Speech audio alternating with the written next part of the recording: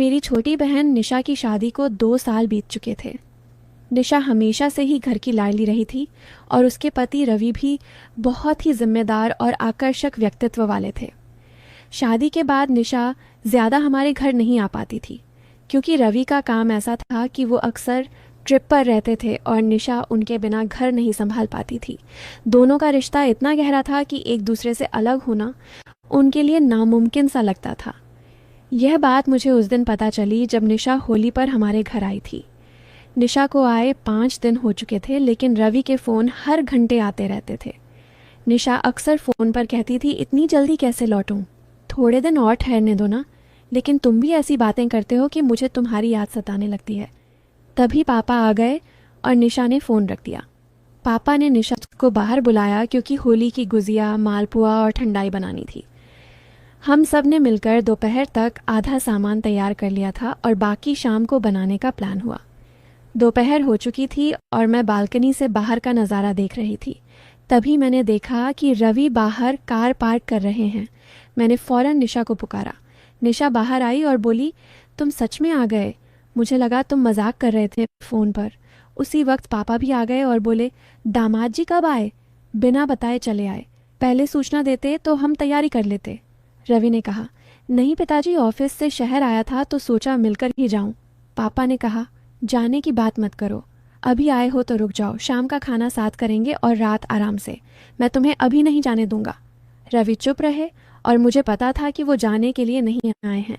तभी निशा चाय लेकर आई और रवि को चाय देते हुए धीरे से बोली, मुझे अच्छे से मालूम है तुम किस वजह से आए हो। मेरे बिना 5 दिन भी नहीं गुजार पाए। रवि हंसकर बोले, तुम्हारी आदत जो लग गई है। यह सुन निशा मुस्कुराकर शर्मा गई और वहाँ से चली गई।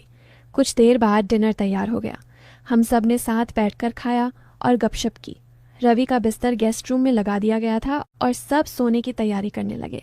घर वाले अपने कमरों में चले गए, लेकिन मैं, निशा और रवि अभी लिविंग रूम में बैठे गाने सुन रहे थे।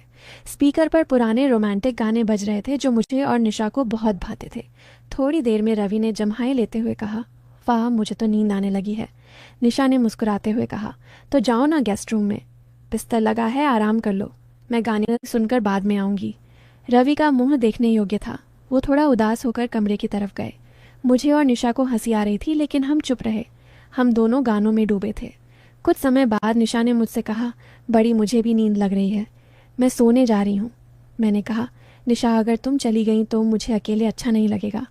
तुम जानती हो ना, रात में अकेले बोर हो जाती हूँ। निशा रुक गई और बोली, ठीक है, थोड़ा और रुकती हूँ। उसी समय रवि ने कमरे से आवाज़ दी, निशा, मुझे ठंड लग रही है, कंबल चाहिए।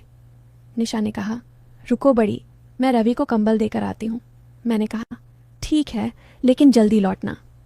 निशा नेरिया अलमारी से कंबल लेकर रवि के कमरे में गई। मैं सोच रही थी अभी आएगी, लेकिन 10 मिनट गुजर गए और घर में सन्नाटा था। डर के मारे मैंने निशा को पुकारा।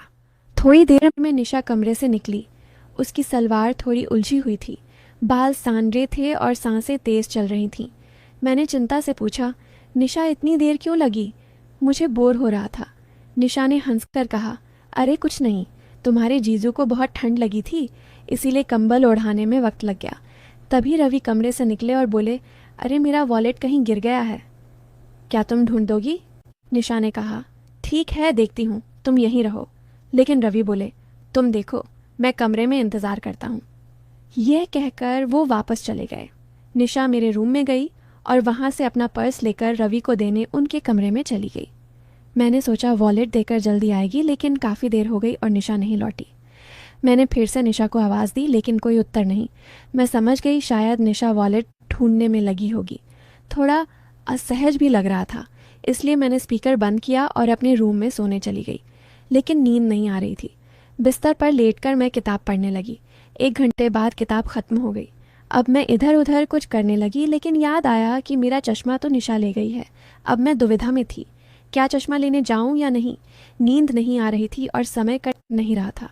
मैंने सोचा शायद अब वो सो गए होंगे।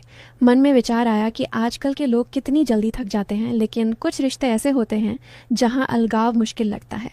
मैं सोचने लगी कि एक बार जाकर देख लूं कि रवि सोए हैं या नहीं, लेकिन यह ख्याल मन में घूम रहा था कि कमरे में जाना ठीक होगा या नहीं।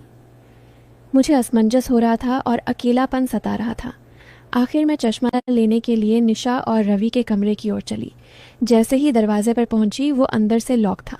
खिड़की भी बंद थी, लेकिन कमरे से हल्की सी रोशनी बाहर आ रही थी जो पर्दे से झांक रही थी। मैंने सोचा जाग रहे होंगे। कुछ पल रुकी, फिर निशा को पुकारा। पहली बार कोई जवाब नहीं, दूसरी बार फिर पुकारा। तब निशा की आवाज़ आई। क्या हुआ? इस वक्त क्यों डिस्टर्ब कर रही है?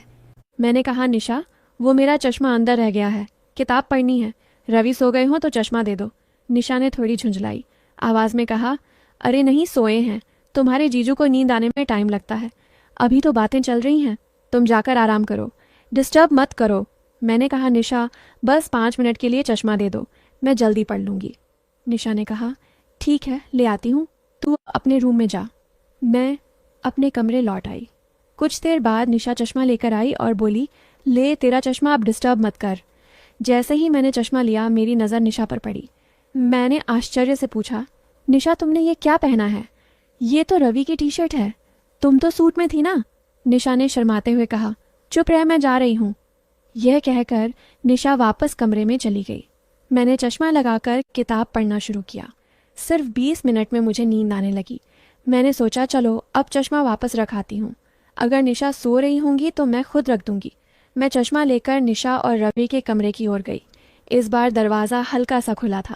शायद निशा जल्दबाजी में बंद भूल गई होंगी। जैसे ही मैंने दरवाज़ा धकेला और अंदर झांका, मेरे सामने वैसा दृश्य था जो मैंने कभी कल्पना नहीं की थी। मेरी सांसें थम गईं। मैंने बड़ी भूल कर दी थी। मुझे अंदर आने से पहले आवाज़ लगानी चाहिए थी। मैं ये कैसे भूल सकती थी कि ये पति पत्नी हैं। मुझे उन दोनों को देखकर गहरी लज्जा महसूस हो रही थी, लेकिन निशा और रवि को इसकी भनक भी नहीं थी कि मैं दरवाजे पर हूँ और उन्हें देख रही हूँ।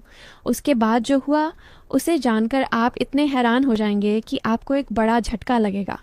कहानी का अगला भाग जानने के लिए तैयार रहिए। अगर आपको ये पहला हिस्सा अच्छा लगा तो हमें कमेंट्स में ज़रूर बताएं। कहानी के दूसरे भाग को जल्द ही लाने की कोशिश करूँगी। बस एक लाइक कर दीजिए और मेरा काम है कहानी का अगला हिस्सा आप तक पहुँचाना। वीडियो पर 1000 लाइक्स होते ही पार्ट 2 आ जाएगा।